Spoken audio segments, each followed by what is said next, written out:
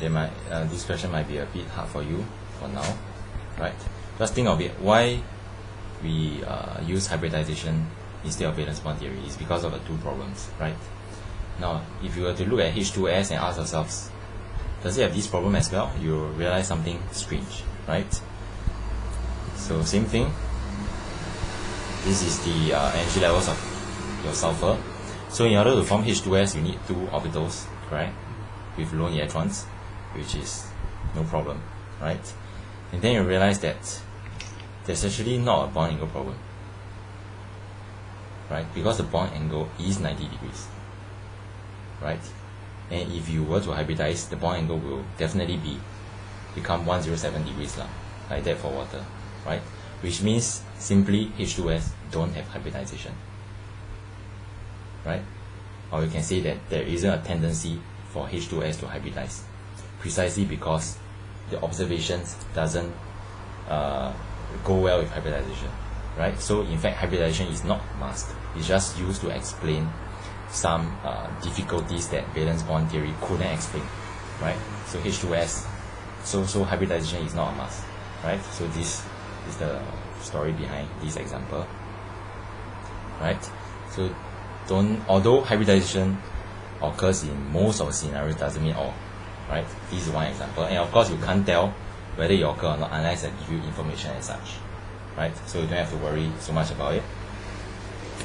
Okay, that's for hybridization. Next is what most students are confused with is naming of your molecules, right? So for naming, I prefer to lump everything here so that how schools usually do is that before each organic chapter they will introduce a bit of naming.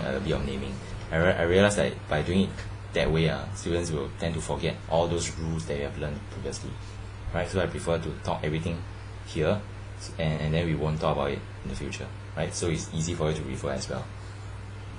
So next, classification of organic compounds. Classification by function groups. So can you draw the formula? So for drawing a formula, you can just draw something like this, like a generic one, right? So for example, carboxylic acid, you can just give me a general structure, which is like that. Alright. Acid anhydride have this general structure, right?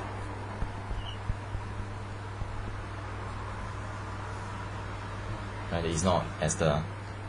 It's like two carboxylic acid joined together, right? These two R need not be the same, right? And for organic chemistry, you have to be flexible as well, right? These two R can be separated. These two R can also be joined together to form a cyclic structure. For example, like this, right? So you have to be flexible in your thinking. Nevertheless, you should know from your O-levels that as long as you have the same functional group, the reactivity, chemical reactivity should be the same, right? And nowadays, a lot of these cyclic structures tend to come up because students get confused with drawing. Next, ester.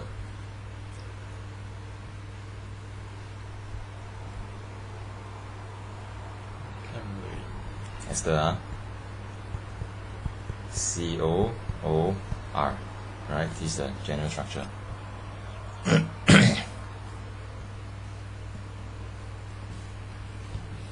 Next, acid halide or acyl halide.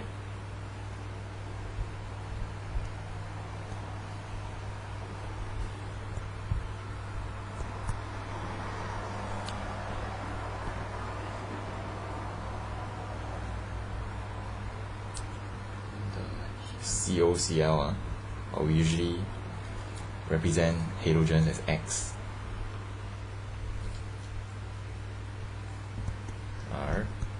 RCOX, right? X is usually chlorine or bromine.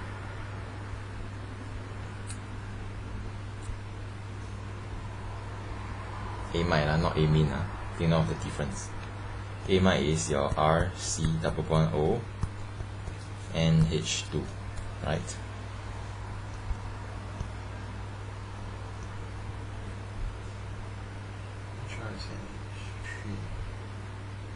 Nitrile, you sure?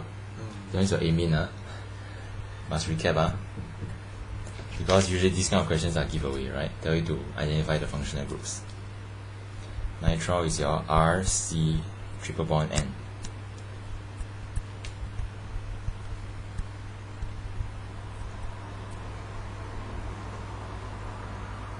Students always get confused with nitrile, nitro, amine, and amide, right?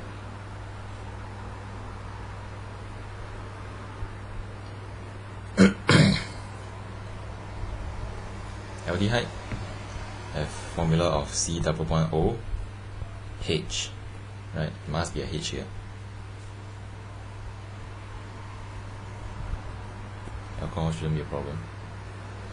Amine is your NH2, right? Ether have formula of ROR, right?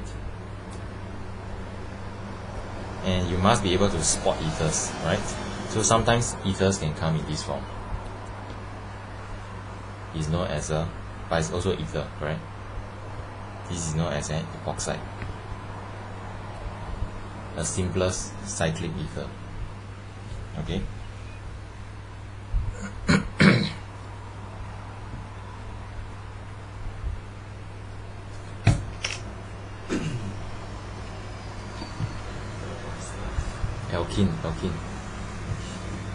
Alkene is your CC double bond. Holiday too long, right?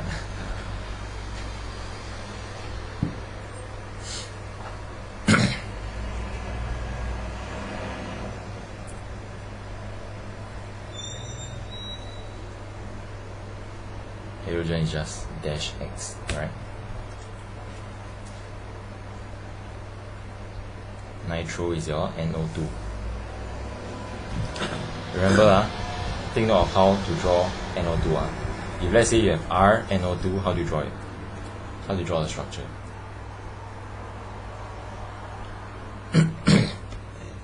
R, N, how are the O connected? Then, that's all.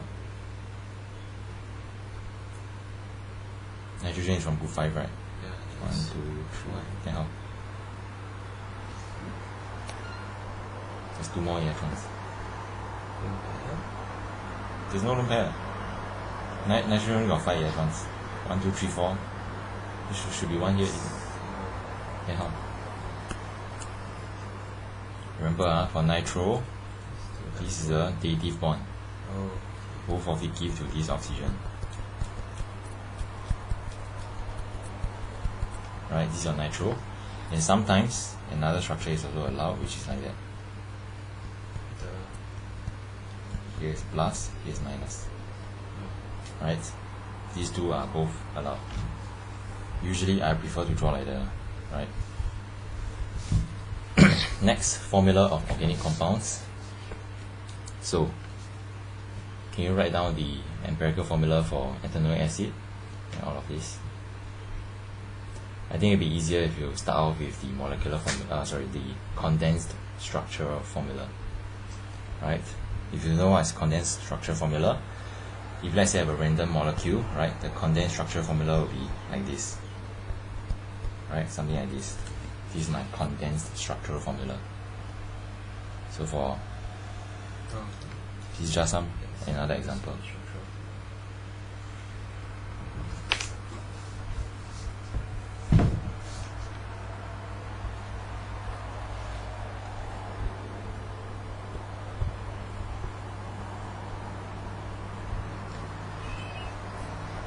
And my molecular structure will be this, right? All the carbon, all the hydrogen, all the same species clumped together. And for empirical, it's just the divide by common factor, right?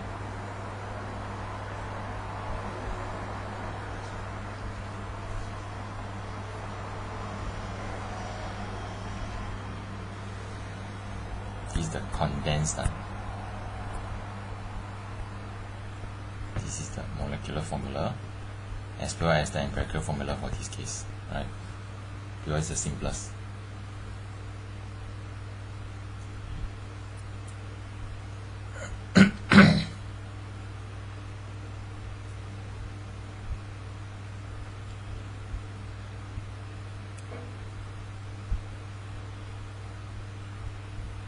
molecular formula?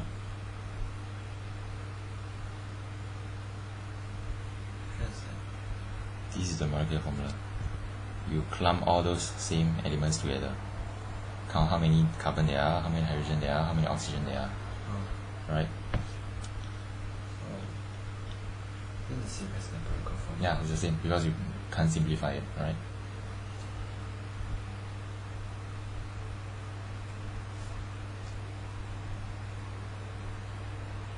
So next is the stereochemical structure formula.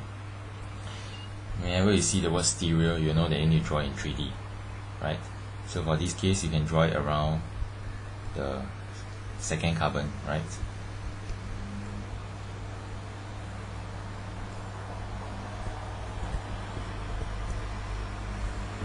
Okay, good.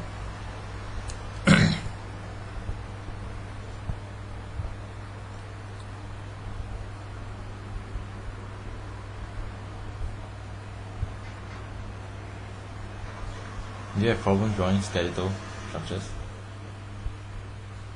It's just drawing, people call chemists as just drawing hexagons or whatsoever. No, remember this SP2 remember what shape it is. It's always zigzag like that, right? You never have one which is like pointing in an awkward direction. So in this case you have your ethanoic acid, just like that, right? Here's your ethanoic acid. You have to train drawing this. Imagine I just bomb you one very very large molecule. You draw this, draw until tomorrow, right?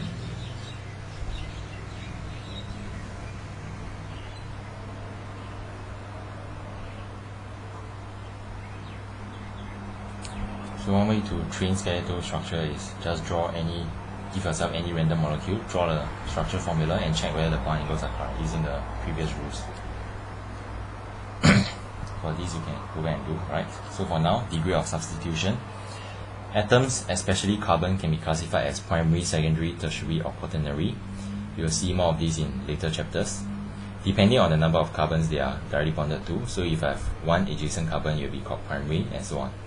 So if let's say I have these structures, C bonded to another 4 carbon, this carbon is known as tertiary carbon, quaternary carbon, right, and so on. So let's say for this C is bonded only to 3 other carbons, which is 1, 2, 3, it will be called tertiary, right? Same thing apply. I can apply this to other functional groups.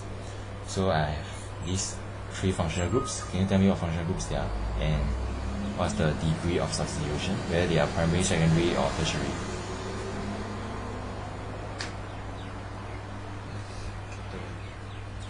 This one is what? You sure? You have to look at the...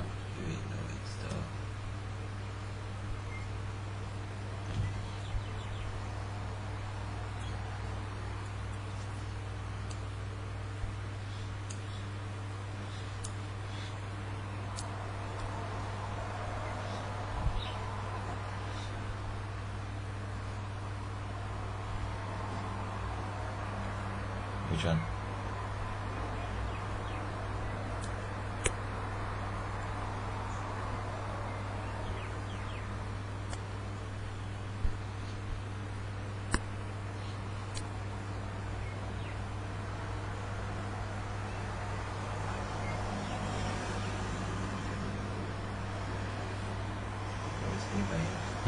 Yes, it's the amide, right? Take note, for all of these, I can have different substituents on. For example, for amine, I can have other substituents on nitrogen, right? So if let's say I have nitrogen bonded to a carbon, right? Something else, right? Is still an amine, right? Same thing for let me see, amide, right? I can have anything connected here and any number of carbon connected here is still an amide, right? So that's the thing to take note. And of course you can have your cyclic amides as well. This is also an amide, just that it's in a cyclic form, right? So this is an amide. What about this?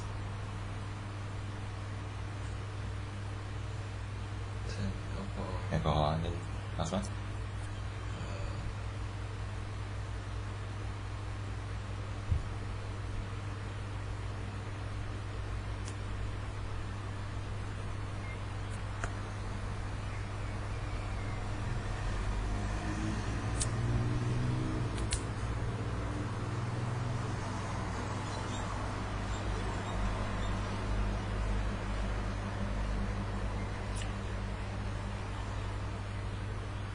One trick is that if let's say you cannot see, you can always replace all the carbon with hydrogen and see whether they look like anyone here or not. Right? For this case, you have a CH3N and then you have 3 other carbon. You can just replace it with hydrogen, hydrogen, hydrogen. Of course, you keep the positive charge. So this is just like CH3NH3+. So this resembles which one?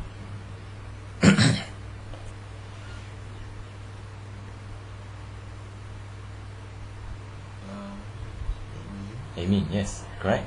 This is a amine. Doesn't mean I have 4, I cannot count as amine. Right? And in the chapter of halogen derivatives, you will learn more about these species. Right? So these are functional groups. Next, we haven't answered the question yet, right? Degree of substitution. So, what's the degree of substitution for this? Quaternary, yes, because it's 4 carbon, right? And this? Wait, Secondary, right? So this is known as a secondary alcohol. This is known as a quaternary amine, right? Then for this, it will be called a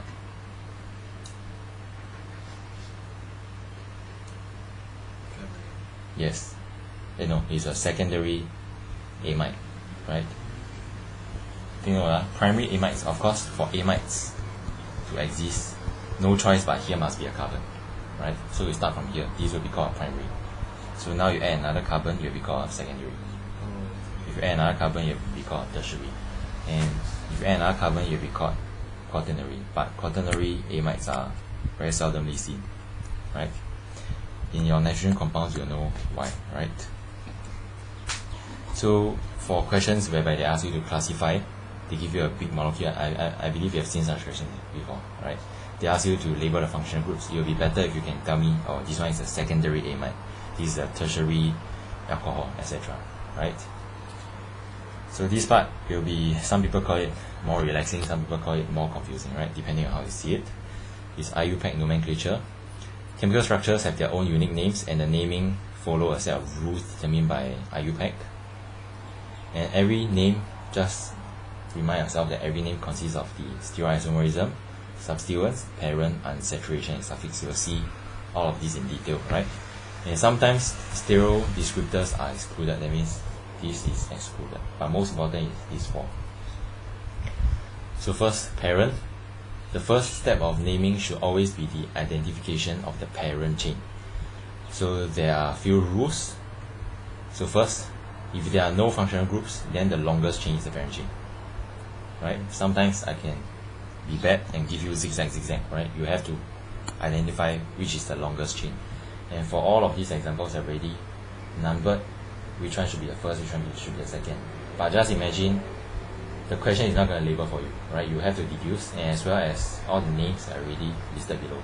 And if you think that I literally go name all of these, no. There's a software to do it automatically, right? I just have to draw a structure, you automatically name it for me. And they should all be correct. So for example, this case, I find the longest chain, then I give it the name, right? For naming wise, you don't have to care. You just have to think of the longest chain, right? Same thing for this. If let's say I have a cyclic structure, another tail, this has only got 4 carbons, but this has 5 carbons. So this is the parent, this is not the parent, right? This is just identification. The naming wise, you can always come back and see why it's like that after we have gone through everything. So if there are several chains of equal length, then you will choose the chain with the most substituents. So if you were to compare these two, both are made of 7 carbon, the longest chain, right? So if you don't know this rule, you've gone case already. You don't know which one to name, right? You'll find the one with longest, with most substituents. For this there's 3, for this there's only 2, right? These are not defined by me, these are all defined by IUPAC. So, of course, there can be other complicated scenarios, like what if you have both 7 carbon chain and both 3 substituents, right? But for that kind of scenario, I don't think you'll encounter that. That one is more difficult, right? So now, if there is a functional group, then the parent chain will be the longest chain containing that functional group, right? So if you were to refer back to your true-false question, where is it? Here. In the naming of molecules, the parent chain must be the longest chain, longest carbon chain. Is this true or false? Yeah. It's not true. What does it say here? Containing the functional group. Yes, you must contain the functional group. Generally, it's true. But it's not true, correct? For this case, because I also never tell you anything about functional group, so you must always keep this in mind, right? It need not be the longest chain.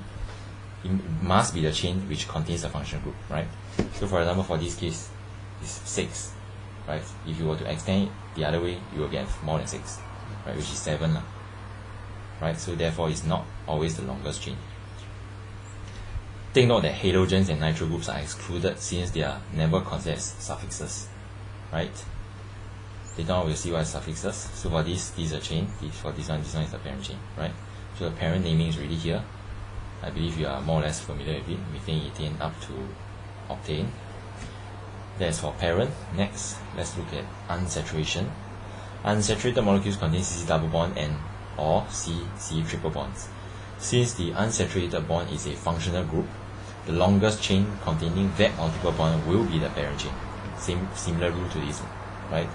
So for example, I compare these two. For this, I add a double bond. Although this chain is shorter, it must follow this chain because this is the functional group, right?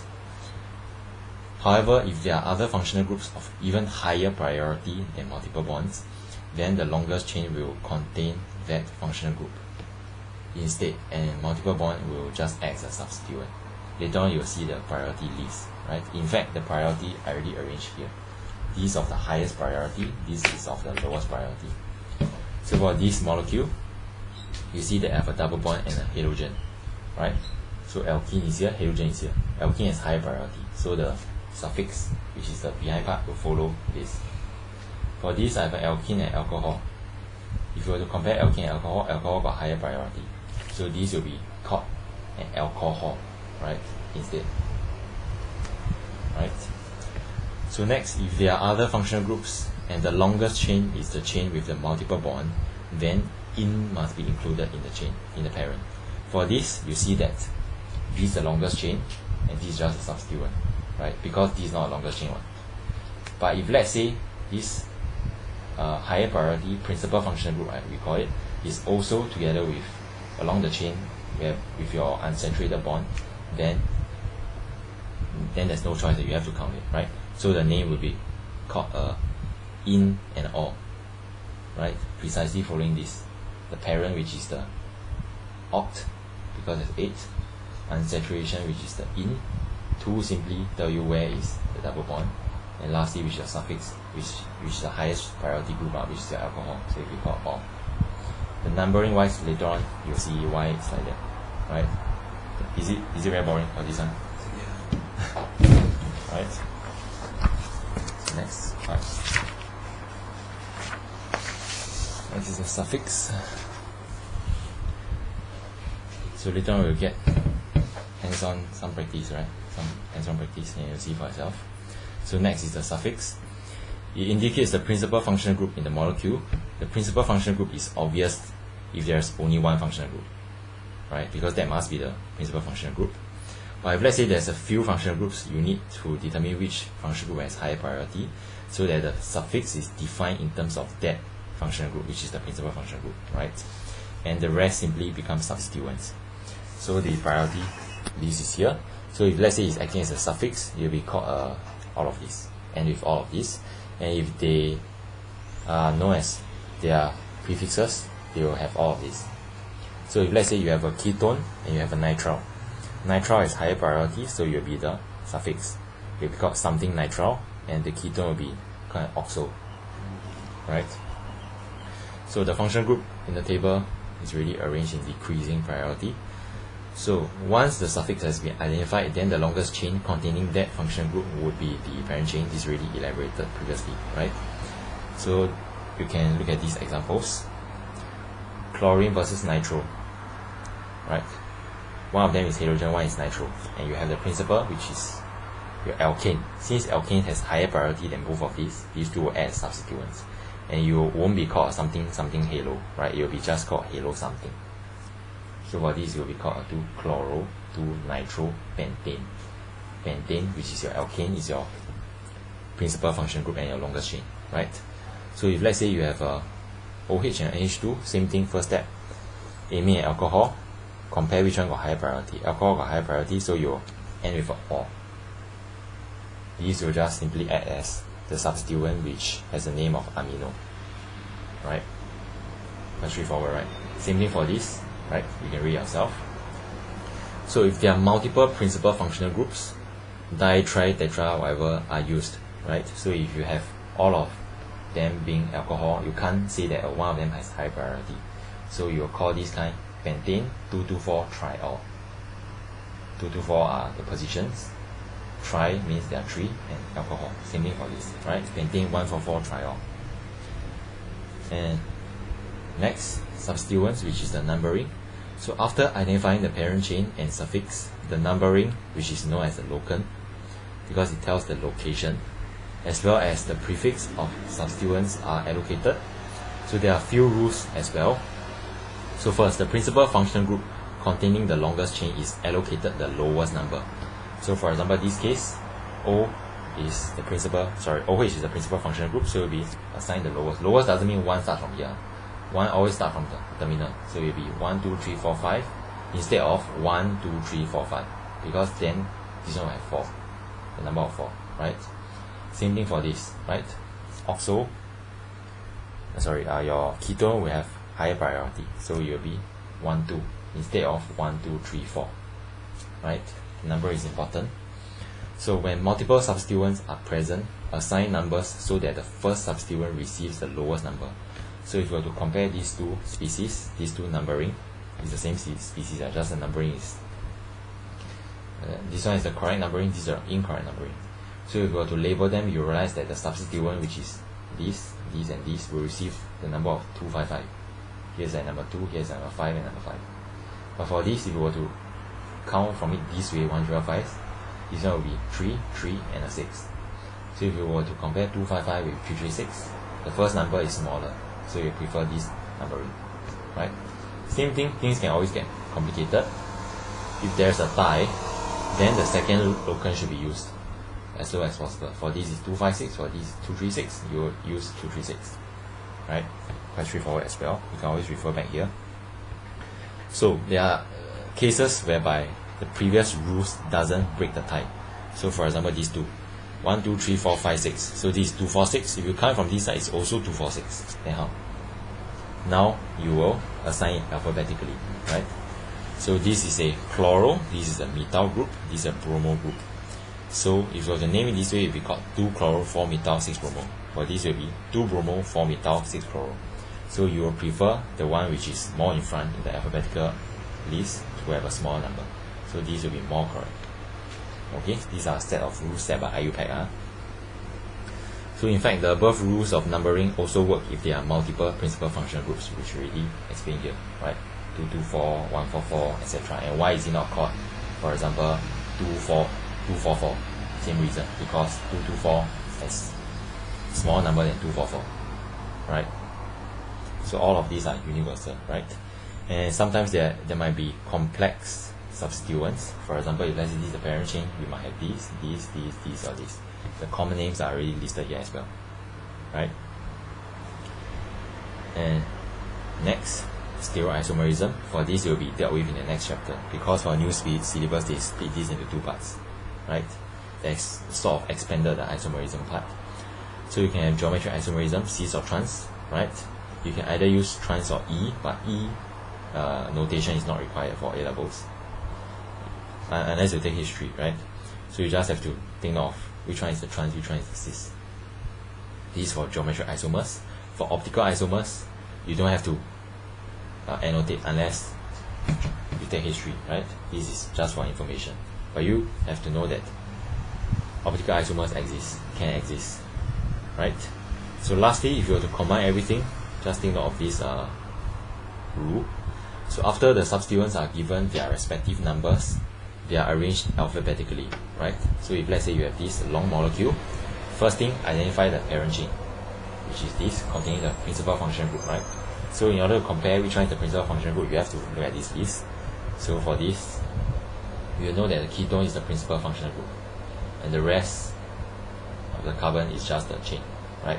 So the parent will be this chain, and afterwards you have to number them 1, 2, 3, 4, 5, 6, 7, 8. You don't number it this way because it has to receive the lowest number, right? So 1, 2, 3, 4, 5, 6, 7, 8, and then afterwards you identify the substituents, which is here, here, here, here, here, and their prefixes as well as their numbering, right? Afterwards, then you just have to apply this rule and arrange them alphabetically, right? Remember, it's alphabetically. So amino, although it's 7, doesn't mean 7 will end up here. No. After you assign, you group the number with the prefix already, you arrange them alphabetically. So A is before B, is before C, is before H, is before M, right? And then you connect. Commas are used to separate Arabic numerals, while hyphens are used to separate Arabic number and hyphens, and alphabets, right?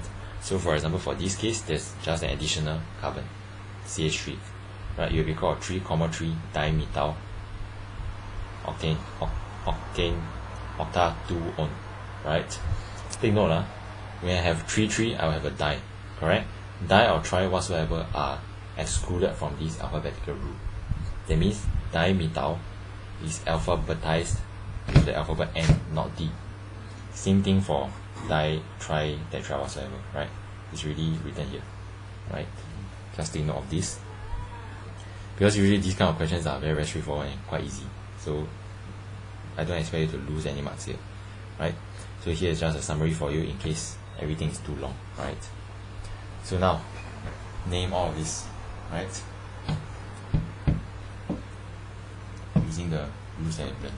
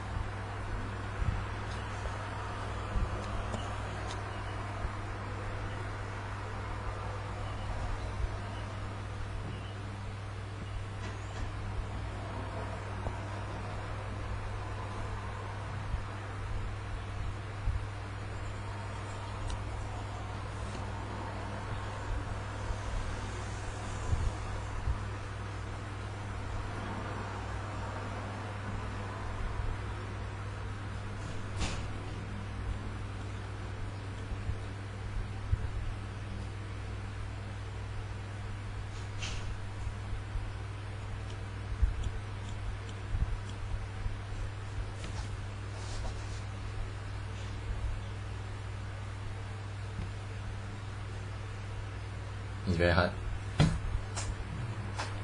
Just apply the rules, as long as you don't break any of the rules, then it's correct.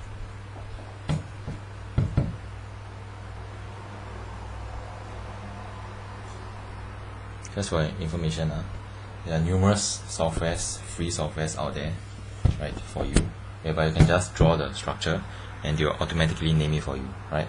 This is the software that I use, so you can actually use this to check whether your answer is correct or not, right?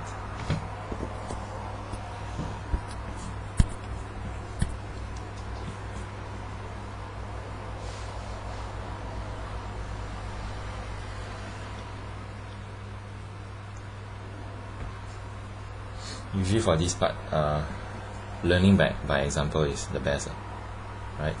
So I'll just quickly go through. You see this example 9, example 10, right? Example 10 is the opposite. In fact, these answers are this, right? This is just your 4,4,4-trifluorobutyl-enoic acid, right? Why is it called this? I think it would be better if you can rationalize it, right? Not 555.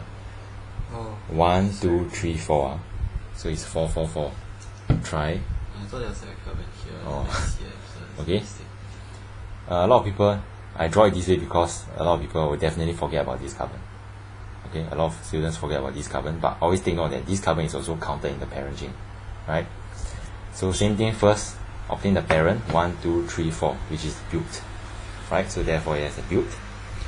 2, remember for just now that this thing, you must have the parent and unsaturation. This is unsaturated, correct? And it's at the second position because this must receive 1. So this is 1, this is 2, so this is 3, 4. So 2 but enoic acid. Y means alkyne, triple bond, stated here. That's it, yeah, Y and E, right? But for this case, we have a carboxylic acid, so you cannot end with a Y and E, but you will end with a Y enoic acid, right? Which is this. And then you have 3-fluoro at 4 position, so it's called 4,4,trifluoro-2-enoic acid, right? So this is actually your 3. How about this? Why not I just match them, right?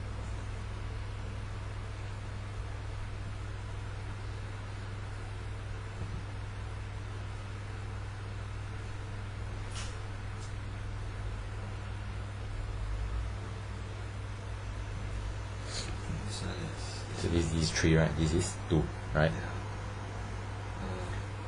Same thing, right? But 4 own, because this is bonded to this, you cannot say that this one is a parent chain, although this is longer.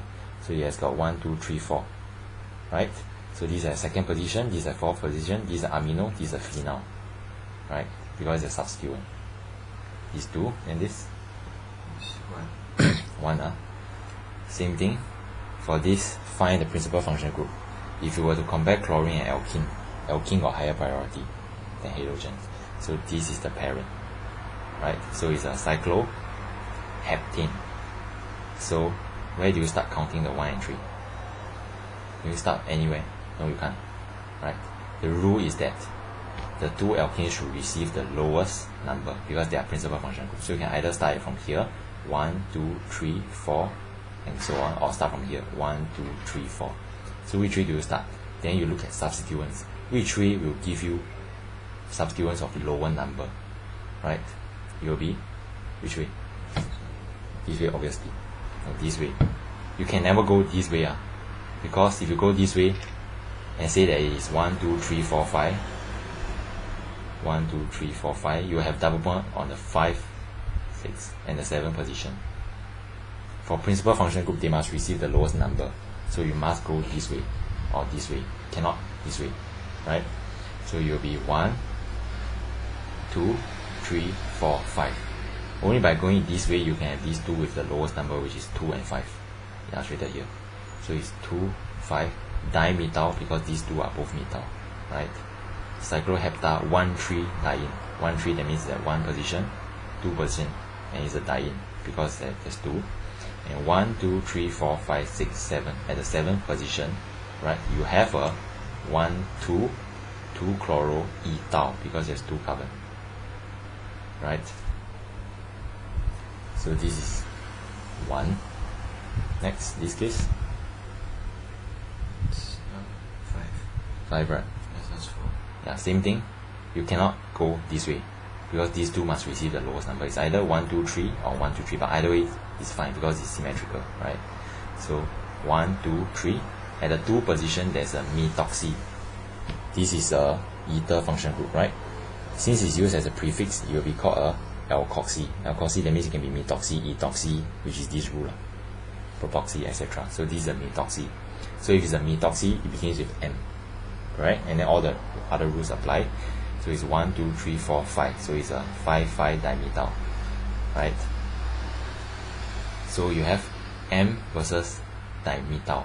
Remember, it's not alphabetized with D but M. So if you were to compare methoxy and methyl, methoxy will win, right? Because obviously O is in front of Y, right? So this is the name of this, and it's called a 1,3-dione because there's 2 one at 1 and 3 position, right? Are these examples hard or good? Yeah, harder than school ones. Yeah, right. Of course, as a form of practice, I cannot give you easier ones. Easier ones, then what am I preparing for? Correct? And last one obviously is the left one out, right? For this you can see 1, 2, 3, 4, 5, 6, 7, 8 is the in, right? So that means you have to try 1, 2, 3, 4, 5, right? So it's the last one, right? Octa 2, 6 diene. 2, 6 is because you start from this side. 1, 2, 3, 4, 5. 1, 2, 3, 4. You start from here, it will be 1, 2, 3, 4, 5. So obviously starting from here is the choice. So it's 1, 2, 3, 4. So it's a 4 own diene. 2, 6 diene because it's 1, 2, 3, 4, 5, 6. Right? It starts with a 2 and a 6. And a 2, 5, 5, 7 because 1, 2 is here. That's right. 1, 2, 3, 4, 5, 5, 6, 7. 2, 5, 5, 7. Tetramethyl. Right? Good. Next, I know this is a bit boring, but this is the last part already, right? Try to finish this. So now, more IUPAC nomenclature. Sometimes for large molecules, I already said it can get very cumbersome trying to name them manually, right? So for this reason, you always use softwares, and there are few free ones, so you can use this as a form of practice to see whether you are correct. So for example, this is a penicillin, which is an antibiotic. Right, this is the IUPAC name. Of course, nobody communicate by this, right? You don't go to a pharmacy and say, can I have 2S, 5, blah, blah, blah, blah, right? You just ask, can I have penicillin? Because it's a very, very common name already, right? And of course, drawing this and showing it to your friend is easier than naming it, right? Because he has to derive this from this as well, right?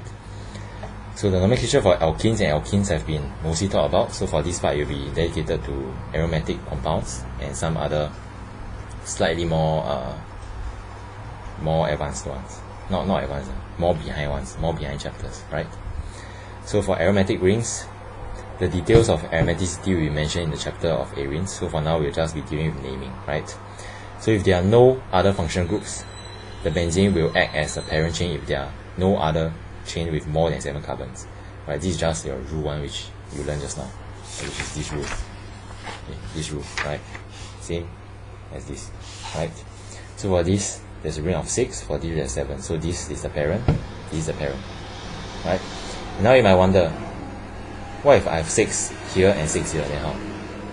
Then for that one, it's arbitrary lah. Some people prefer here. Some people prefer naming this as a parent. I will call it the gray zone lah. It's not really well defined, right? But that's quite rare. I don't think they will ask you these kind of questions. So if there's a functional group, then the parent chain will be the longest chain containing that functional group.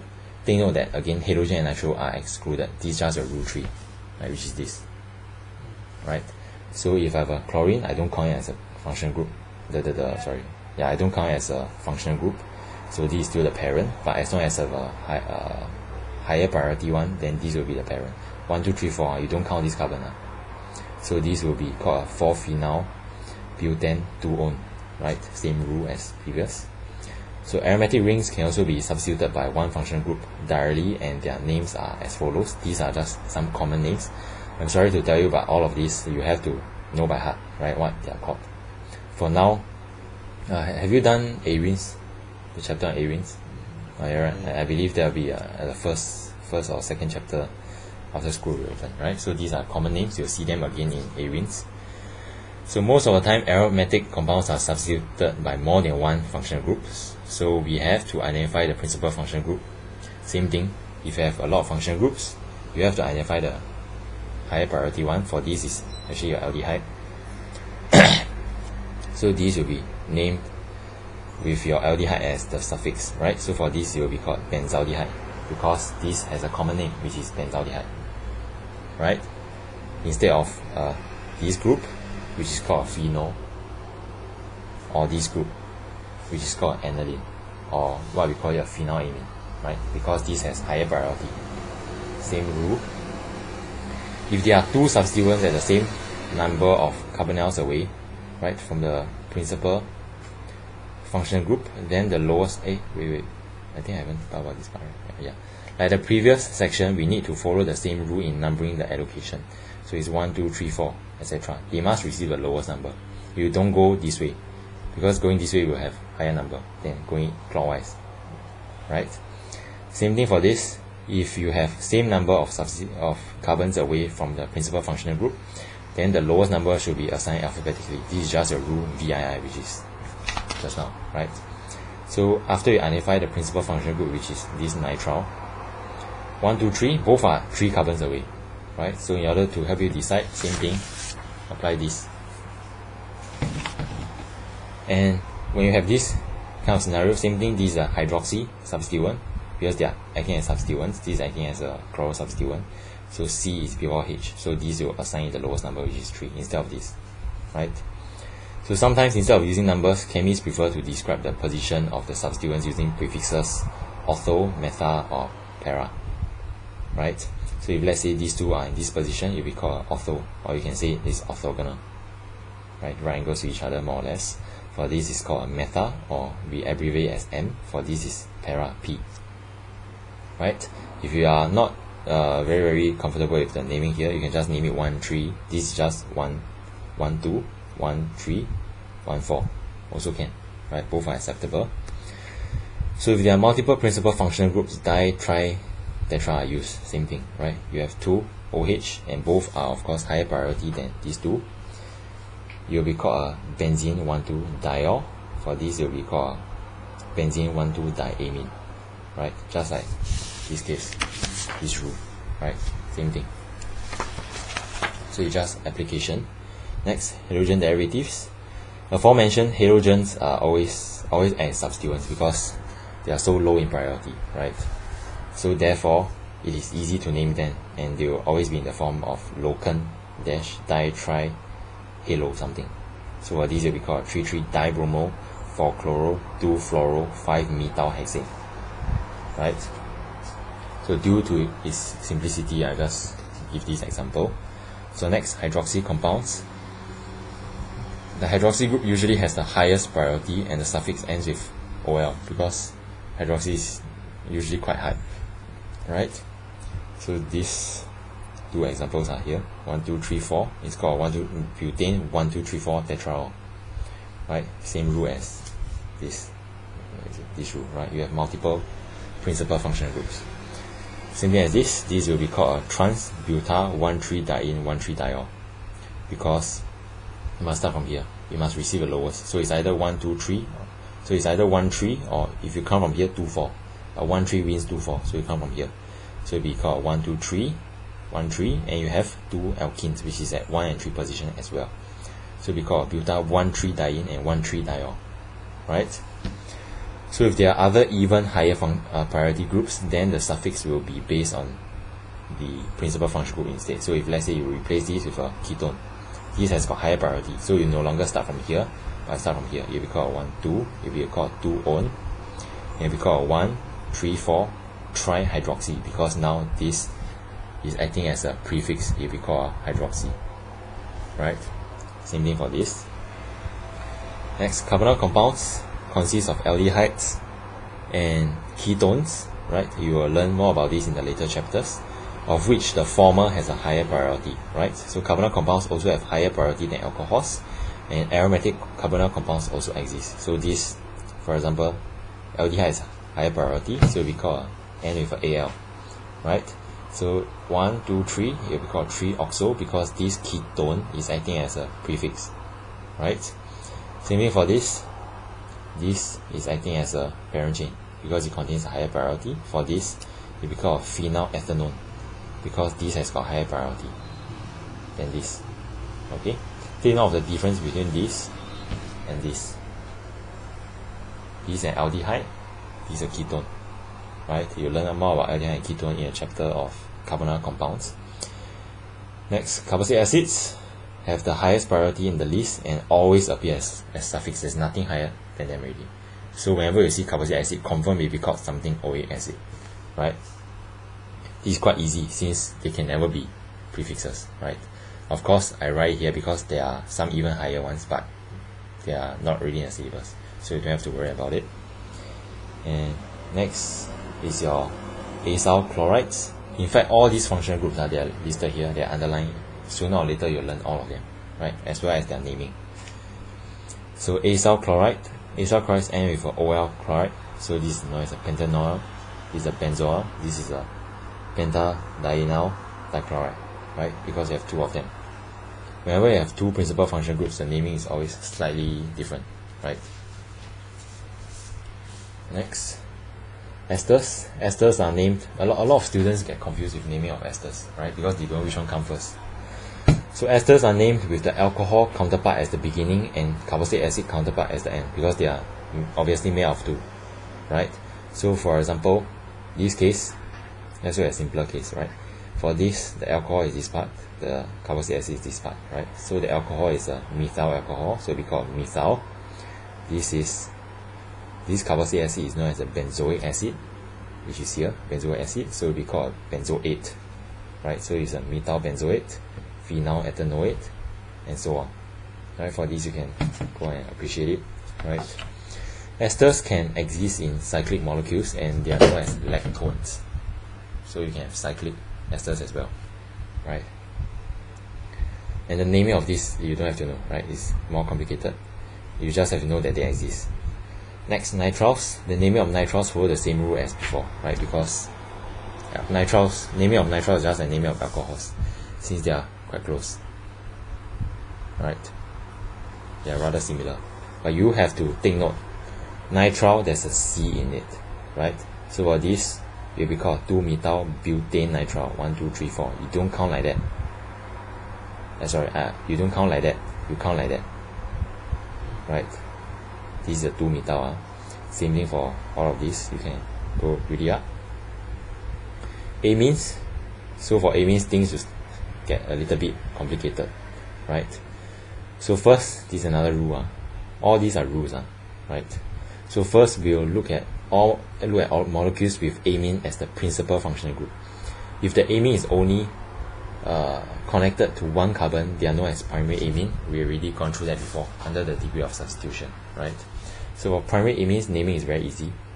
If we just call amine something amine something amine, right? Because following the previous rules. So still making amine your principal functional group. If the amine is connected to more than one carbon, they are known as secondary, tertiary, etc., right? And things start to get a little bit complicated. So sometimes there can be substituents connected to a nitrogen, right? And in order to differentiate things connected to nitrogen and things connected to the rest of the chain, we use the locant N.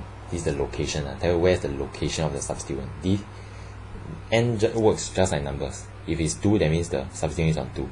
If it's N, that means the substituent is on N, right?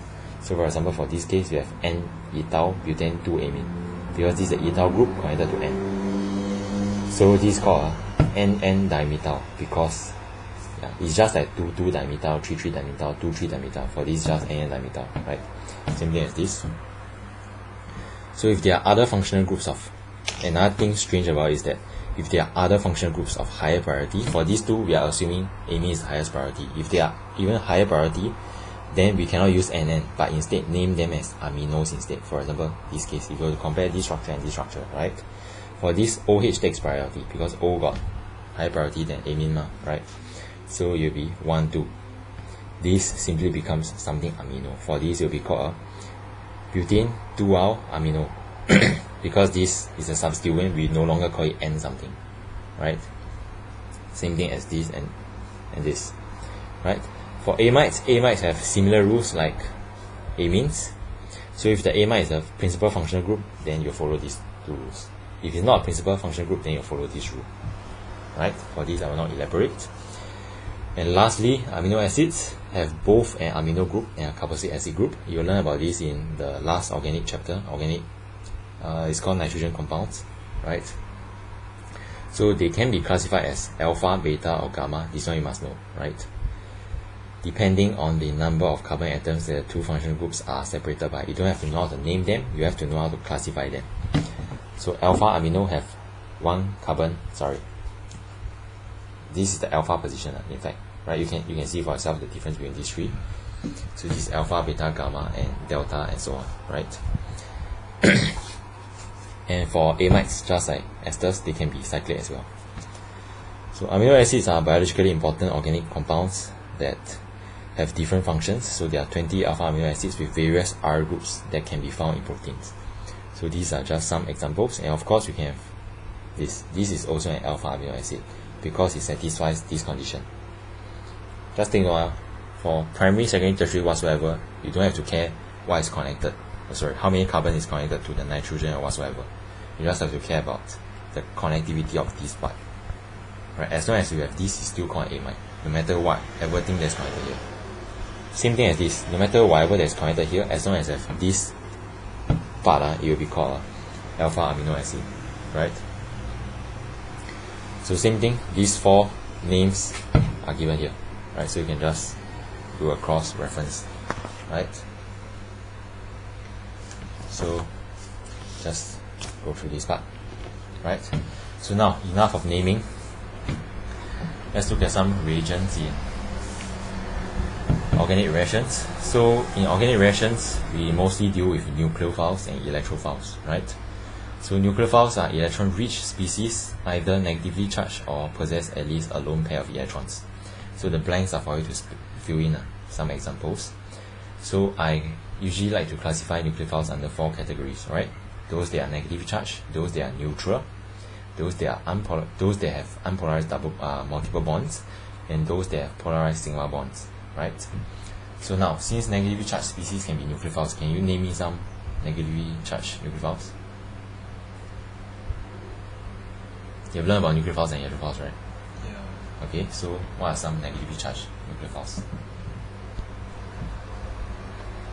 They are just basically your anions, isn't it? You have your chlorine minus. We don't say Br minus I minus, alright? Because I assume it's the same. What else? H. Okay, H minus, which is a hydride. What else? Cn minus. Right? This is another one. You can have your, of course, NO3 minus, etc. Right? All your anions. These can all act as nucleophiles because they are electron rich. Right? And you can have neutral species acting as nucleophiles as well, right? Because you need not have negative charge, right? For example, water, H2O, can act as a neutral nucleophile because there is lone pair that is available, right? We will call such species electron rich as well. So apart from H2O, you can have your ammonia, NH3, because there is also a lone pair on ammonia, right? Now, doesn't mean I classify this under doesn't mean nucleophile can only fall in under one of these species. It can overlap as well, right? So you can have your H2O, you can have your ammonia. What else? If let's say you have this species, ketone, sometimes I draw this, people cannot identify that it's a nucleophile, but in fact it is a nucleophile because remember there's a lone pair of oxygen, right? So as long as I have a lone pair, I can add as nucleophile. And of course, chlorine gas also can act as nucleophile. Why? Because chlorine obviously got lone pair. Right? So this actually expands your classification of nucleophiles and electrophiles. And of course, there are others, right? You can also have unpolarized multiple bond nucleophiles. So you know that whenever molecules have unsaturated bonds, like for example CC double bond, is electron rich. Correct? Because this region, unlike other regions which only have 2 electrons, this region has 4 electrons, so it's actually very electron rich. Right? So I'll classify this as unpolarized multiple bonds. Unpolarized because these two are of equal electronegativity. Right? And of course you can have CC triple bond as well. This is also electron rich. It's even more electron rich. And why restrict yourself to C? You can have your NN double bond as well, right? This double bond is also electron rich. It's also a multiple bond. Right. Apart from this, you can have your benzene, which you are going to learn in chapter A rings, is also electron rich. It has got a ring of delocalized electrons, 6 electrons in total, right? So all of these are known as unpolarized multiple bond nucleophiles. And lastly is your polarized sigma bond nucleophiles, right? So for example, you have this species Al, you have a H, H, H, H. Soon you will learn about this reagent. Is called lithium aluminium hydride, abbreviated LAH lah, right? Is your there's a lithium counterpart, right? Lithium plus. So this is known as a lithium aluminium hydride, LiAlH4, right? So now, why do we classify this as a polarized bond nucleophile? Now, if you were to compare the electronegativity of aluminium and hydrogen, which one is higher? Which one do you think is higher?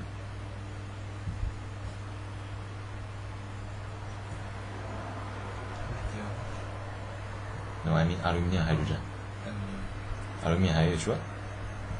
Hydrogen is actually higher than aluminium, right? Aluminium's electronegativity is 1.5, hydrogen is about 2.2, right?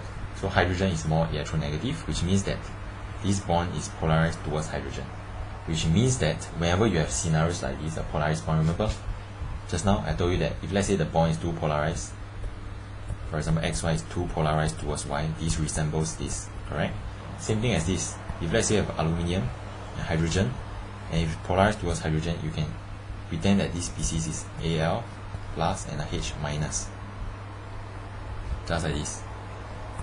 Okay, I'm saying pretend, not actual, because this bond is not polarized enough, right? So whenever for organic reactions, if let's say you are confused and you don't know which one is a nucleophile, electrophile, for this, if let's say you were to make an intelligent guess, the first thing to do that you'll do is analyze the electronegativity and see the negative charge is on which one. For this is on hydrogen, so the nucleophilic species for this can be approximated to this, right? In other words, you have a reaction involving lithium aluminium hydride reacting with an electrophile, let's say, right, with your LiAlH4.